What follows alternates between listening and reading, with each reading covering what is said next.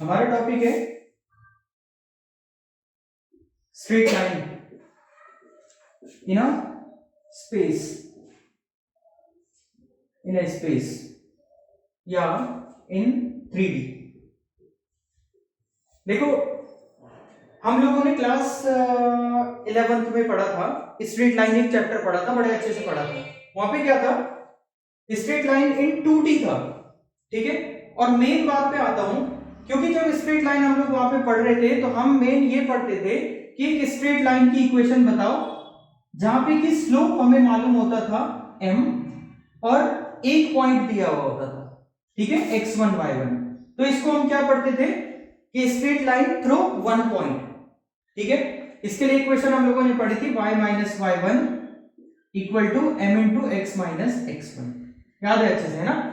मतलब हमारे पास दो मेजर इक्वेशंस बनती थी, एक तो जहां पे कोई स्ट्रेट लाइन एक पॉइंट से के पास होती थी, और एक दूसरा था जहां पे एक स्ट्रेट लाइन दो पॉइंट से के पास होती थी। हम उन दोनों पॉइंट्स को x1 y1 and x2 y2 बोलते थे। और स्ट्रेट लाइन की इक्वेशन होती थी y minus Y one equal to y2 minus Y one upon x2 minus x1 into x minus x1, जहां पे ये स्लोप का काम कर रहा है, ठीक है। पर यही दो हमको यहाँ पे भी पढ़ना है, बट 3D के केस में पढ़ना है। और खासकर उसने दो अलग अलग चीजें बना के दी हुई होती हैं, हमें उसे समझना है। तो यही दो केस होंगे जहां पे एक पॉइंट से होके पास होगा और एक जगह दो पॉइंट से होके पास होगा। मैं इसको हटा देता हूं।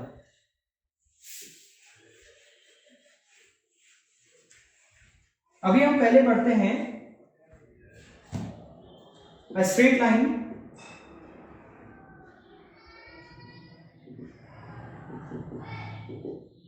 passing through a point and, क्योंकि वहां पे देखो, वहां पे हमें एक स्लोप दिया हुआ होता था, मतलब एंगल दिया हुआ होता था। यहां पे मैं बात कर रहा हूं and parallel to another line. मतलब बेसिकली यहां पे मैंने स्लोप बताने की कोशिश की है, ठीक। हाँ, अब यहां पे होता क्या है, दो अलग अलग तरीके से मुझे इसको डिफाइन करना होता है। जब हम लोग सिलेबस पढ़ रहे हैं ना, तो उसने सिलेबस में मेंशन किया हुआ कि एक वेक्टर फॉर्म बताना है और एक कार्टेशियन फॉर्म बताना है। वेक्टर फॉर्म तो क्लियर हो गया हम लोगों को अब तक कि वेक्टर की टर्म्स में हम बात करेंगे, आर वेक्टर, और इन वेक्टर्स की टर्म में हम बात करेंगे। और कार्टेशियन का क्या मतलब हो गया, कार्टेशियन फॉर्म का मतलब हो गया, देखो कार्टेशियन प्लेन हम लोगों ने पढ़ा था जहां पे हम पॉइंट्स के थ्रू अपने आंसर को देते थे, है ना, x1 y1 z1 इस तरह से। तो यहां पे हम लोग पॉइंट्स के थ्रू अपने इक्वेशन को बताएंगे। होंगी दोनों सेम, स्ट्रेट लाइन की इक्वेशन होंगी, बट ये पॉइंट्स होंगे, यहां पे वेक्टर का नाम और निशान नहीं होगा, और ये दूसरा होगा वेक्टर की फॉर्म, ठीक है। अभी थ्योरम लिखना है तुम्हें, ये सारा कुछ नोट करना है तो कर लो, बट अब मेजर में अब थ्योरम पे आऊंगा। थ्योरम फर्स्ट लिखें, लिखो। The vector equation of a straight line, the vector equation of a straight line passing through a given point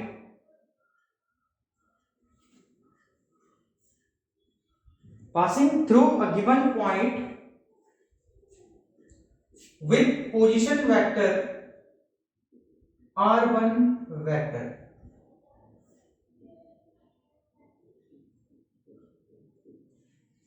with position vector r1 vector and parallel to a given vector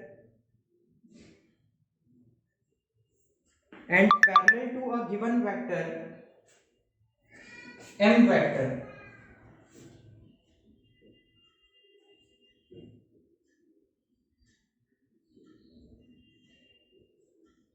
is, क्या होगी उस vector की equation, r vector equal to r1 vector plus lambda m vector,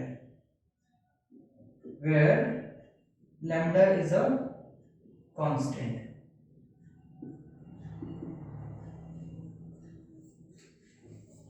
ठीक है, फिर से मैं थोड़ा सा इसे एक्सप्लेन कर लेता हूं क्योंकि प्रूफ करना तो हमारे पास नहीं आता।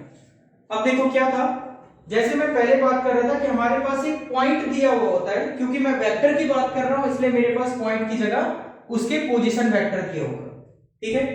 और स्लोप की बजाय हमें बता दिया कि पैरेलल टू दिस वेक्टर, तो हमारे पास जो इक्वेशन बनेगी वेक्टर की, जिस लाइन को हम लोग फाइंड करना चाह रहे हैं वो होगी r vector equal to r1 vector plus lambda m, where lambda is a constant, कुछ कांस्टेंट होगा, ठीक है।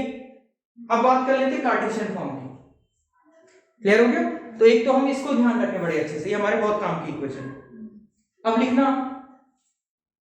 थ्योरम 1 में ही ब्रैकेट में डाल देना आगे करके, नेक्स्ट लाइन में जाके कार्टेशियन फॉर्म, और पहले वाले में लिख देना वेक्टर फॉर्म, ऐसे थ्योरम 1 करके vector form.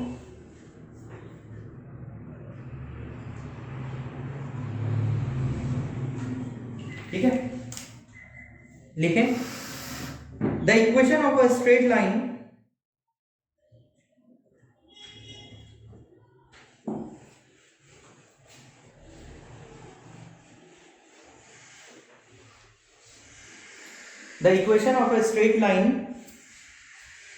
with direction ratios a comma b comma c and passing through the point a point x1 y1 z1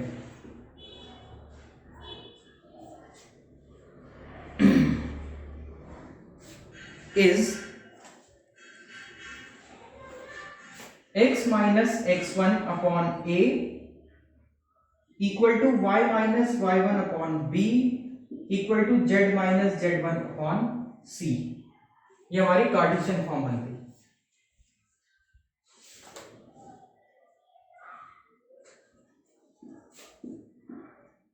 where a b and c are the direction ratios, ठीक है ना। अभी थोड़ा सा समझ लें इस बात को हम कार्टेशियन फॉर्म को, कि एक पॉइंट होगा और हमारी जो लाइन है इस पॉइंट से होके पास हो रही होगी, तो इस लाइन की कार्टेशियन फॉर्म ये वाली फॉर्म है, और इस लाइन के जो डायरेक्शन रेशियोज है वो हमें गिवन है ना। अब मैं ऐसा भी कह सकता हूं कि मेरे पास एक लाइन है जिसके जो है r vector equal to 5i plus 3j plus 2k, तो मैं तुरंत इसके dr फाइंड कर सकता हूं, 5 3 एंड 2, ये हमारे abc हो जाएंगे। ऐसा भी वो क्वेश्चन बना के देगा, या डायरेक्ट वो हम लोगों से कह सकता है कि डायरेक्शन रेशियो दिए हुए हैं, वो इस पॉइंट से पास होके जाएगा, हमें ये कार्टेशियन फॉर्म बताना है। क्लियर है ना? चलो ठीक, एक चीज तुम्हारी समझ आ गई, पहला थ्योरम।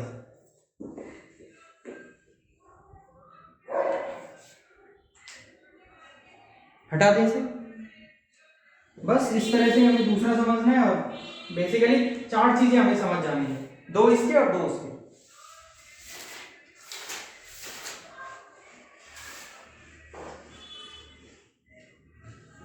अब है theorem number 2,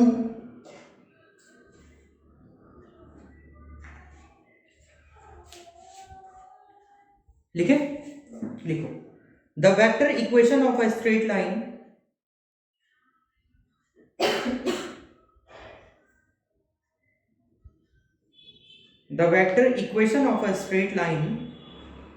passing through 2 points with position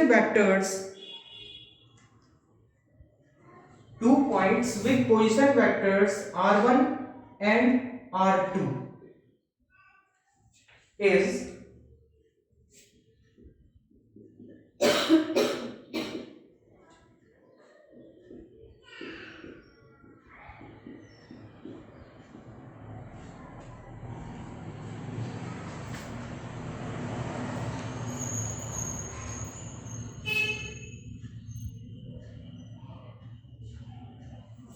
ठीक है, ठीक है। अभी सिंपल सी बात है कि मुझे इस लाइन की इक्वेशन फाइंड करनी है जिसके अंदर 2 पॉइंट ए और बी आए, इसका पोजीशन वेक्टर r1 है, इसका r2 है, तो मेरे पास एक इक्वेशन बनने वाली है ये। ठीक है, मैं ऐसा भी कर सकता हूँ r vector equal to r2 vector plus lambda r1 minus r2, ऐसा भी लिख सकता हूँ, है ना, क्योंकि ऐसा तो कंपलसरी है नहीं कि r1 ही पहले आएगा, मुझे क्या पता r1 पहले आ रहा है या r2 पहले आ रहा है। तो हमारे पास इक्वेशन बन जाएगी, ये याद रखेंगे हम लोग, ठीक है। अब लिख लेते हैं कि theorem to Cartesian form, Cartesian form.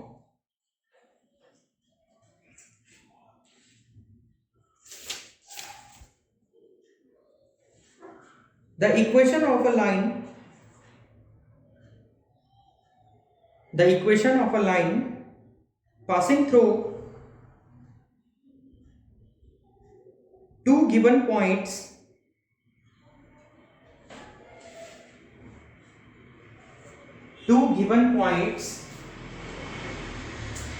a x1 y1 z1 and b x2 y2 z2 are x minus x1 upon x2 minus x1, y minus y1 upon y2 minus y1, z minus z1 upon z2 minus z1। ये हमारी Cartesian form होगी जब दो point से होकर हमारी line पास होगी। ठीक, याद करना कोई मुश्किल तो नहीं है वैसे, क्योंकि कुछ बहुत पहले वाले जो हमने 11th में पढ़ा है उससे भी लिंक कर रही है, हमने वहां पे पढ़ा था y minus y1 y2 minus y1, है ना। चलो ठीक है, चार चीजें हमने पढ़ ली हैं और चार चीजें हमें समझनी है। अब हम कुछ क्वेश्चन कर लें, थोड़ा सा टाइम है हमारे पास, 10 मिनट लिखना। तो एक question, a line passing through the point, a line passing through the point 3, 4, 5, line passing through the point 3, 4, 5 and parallel to the vector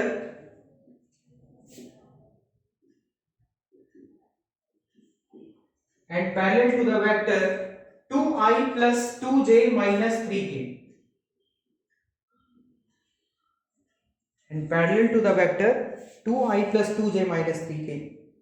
Find the equation of the line, find the equation of the line in vector form as well as in Cartesian form, as well as in Cartesian form. इसमें lambda की value नहीं पता है।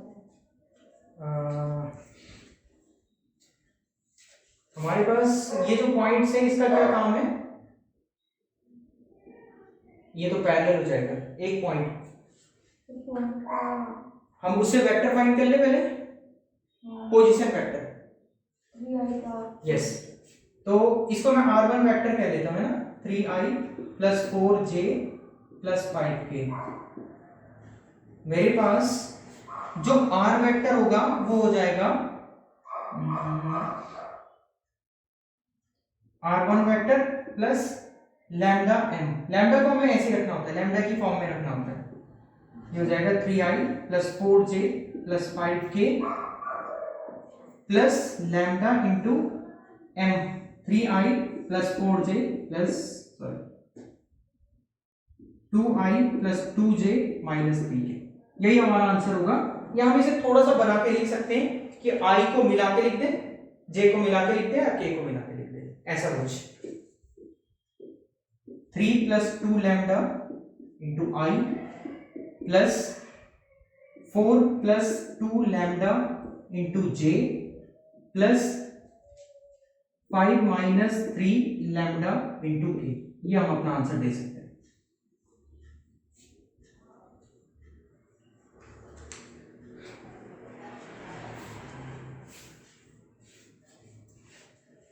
ठीक हो गया ना। Cartesian form निकाल लो।